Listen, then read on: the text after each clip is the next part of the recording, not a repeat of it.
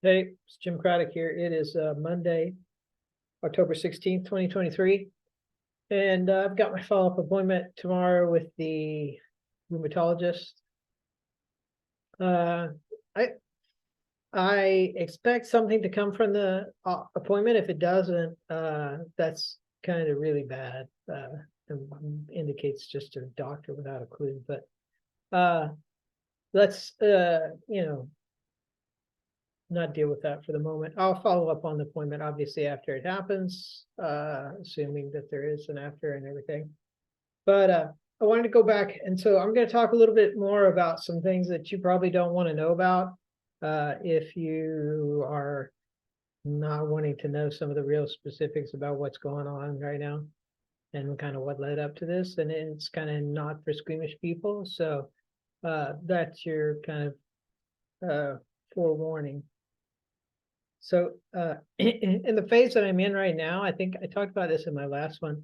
So what's going on is you've got your intestines, and outside it, what happened was back in May, I had this event, and it was a very noticeable event where suddenly it felt like my belly was just about to burst, and I felt all this pressure inside, like literally kind of almost in my flesh. And I had you know, diarrhea and lots of urination afterwards, and it kind of relieved.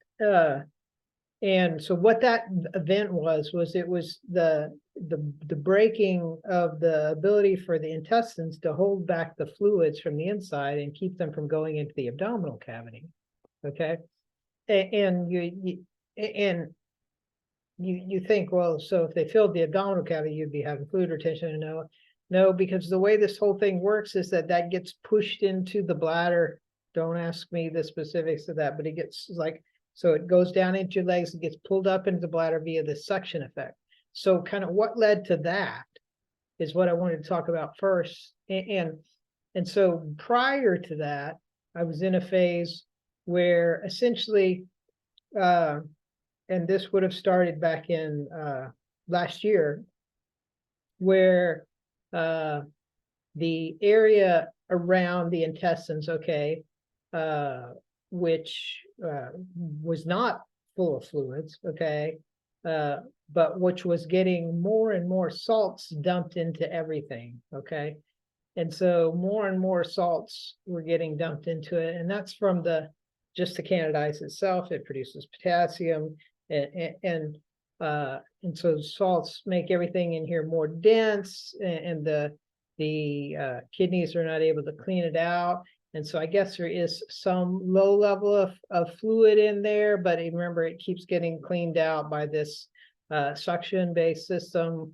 And so, but what happens is over time that more and more salts accumulate in there until the gradient across the intestines is too high, and it pulls all the water through. And that's like a one-time event. Okay, pulls it through, and now you've broken that barrier. It's forever broken. Okay, and so so you immediately get to a point where, oh, okay, now there's more water on the other side, and we can rinse some of this stuff out. So you get to where it rinses some of it out. But the issue now is not only is the water able to get through, okay, but it's pulling with it, okay, other things. Sugars, salts, etc., are now coming through from the intestines. And so it is now, then you've reached this point where you once again are increasing the osmolality. Hold on. So now sorry, I got interrupted by a phone call, but now the osmolality is increasing in there, okay? But the water is already able to come through, so there's no issue with a fluid, so it gets too high for the fluids to come through. The fluids are already coming through. But what's happening is more and more stuff is accumulating in this area, okay? And so I mean, that gets more and more dense over time, and that's where I'm at right now, is that stuff getting more and more dense, more and more stuff accumulating in there. You know, when I drink fluids, and I talked about this, it's like drinking. This is why the people, this is, see, I've figured it out here. This is why the people in the study, they didn't drink and they didn't urinate except for first thing in the morning. And that was only to empty half their bladder. And I know this is way more than you want to know. So, you know, feel free to hang up.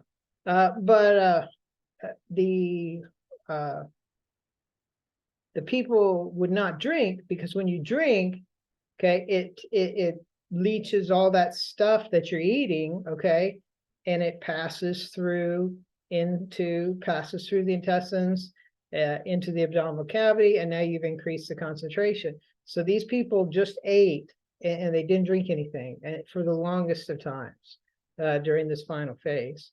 And they would only urinate in the morning when their kidneys had done the most they could do to concentrate everything, and they would get rid of this really concentrated urine. The rest of the day, they would hold their urination. And that's because, so if you're taking, so like I said, you know, you're pulling fluid up and through the bladder. Well, that isn't very concentrated. It's not as concentrated as everything else. So this is the mechanism where it's now, that's the concentrator, okay, essentially is pulling out this reduced osmolality fluid, increases the osmolality of all the other fluid that's outside it.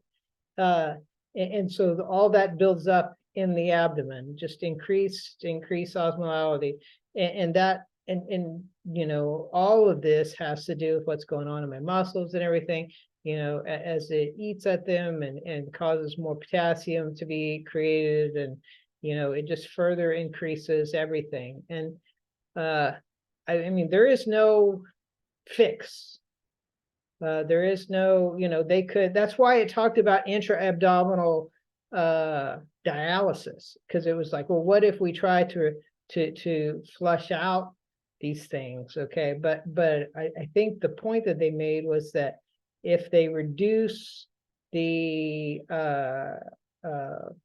osmolality at this point, that my blood pressure wouldn't hold. And so I think that there's a blood osmolality thing there, and maybe Wednesday, if I have time, I'll go get my blood osmolality checked.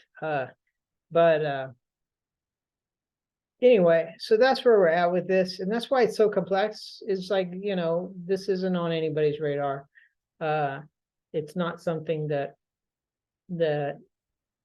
you know exists, but it does lend itself to that coevolution theory. I mean, it's just so complex to have a system that is basically for 28 years, and you can see what I'm talking about now with just these last two examples. For 28 years, it's basically just a system of moving salts around, okay?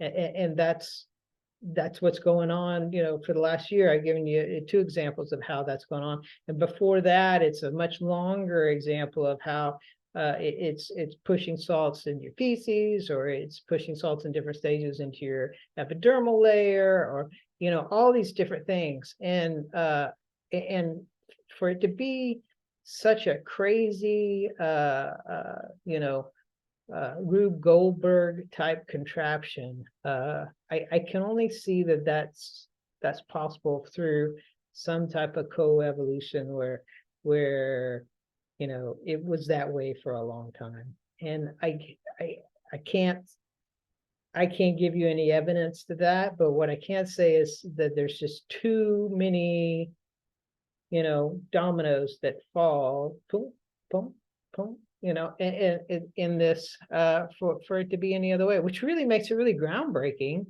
to me, and worth further study, or at least, hey, refute how you can have so many different, you know, basically transitions between one phase to the next, and knocking off the next, you know, thing that it needs to knock off, and then knock off for the next one. I mean, that's just too complicated to just appear, right? You've got a very complex organism in candidiasis. This has been around for millions of years. Yeah, a man who hasn't, Okay, so we were present in some prior evolutionary form. And you know, you can say it was Homo erectus, or you could say it was, you know, whatever it was. But that, you know, stage in our evolution existed somewhere in some form. And, you know, maybe we were completely nonverbal at that point, you know, I don't know. But I just think it's kind of obvious. I don't know. You can say what you want. I mean, I'm gone, so maybe I was crazy, but I obviously wasn't crazy about the whole thing because I'm gone, right? So I don't know. Deal with it. You figure it out. I'm not here anymore to worry about it. Hey, love my family. Please spread the word about this whole thing. It's terminal onset diabetes insipidus, candidiasis major. You know, watch my other videos. This may be the last one for all I know, and I just keep going. I'm in pain every day. I have a very high pain threshold, so you know, I deal with it, but I don't focus very well. But I'm dealing with it, and I really love my family, and I wish my son the best life. He's going to do so well. Hey, keep your interests aligned with your income. Well, that's what I'm going to tell you. So wherever you expect to make money in life, you know, keep your interests aligned. And hey, get a side gig. Do something on the side that earns you money. I'm serious. I think it'll help. I think, you know, like, you know, have a rental home like I have or whatever. You'll be happy you did it. You know, in the end, it could double your net worth or something like that. Okay. So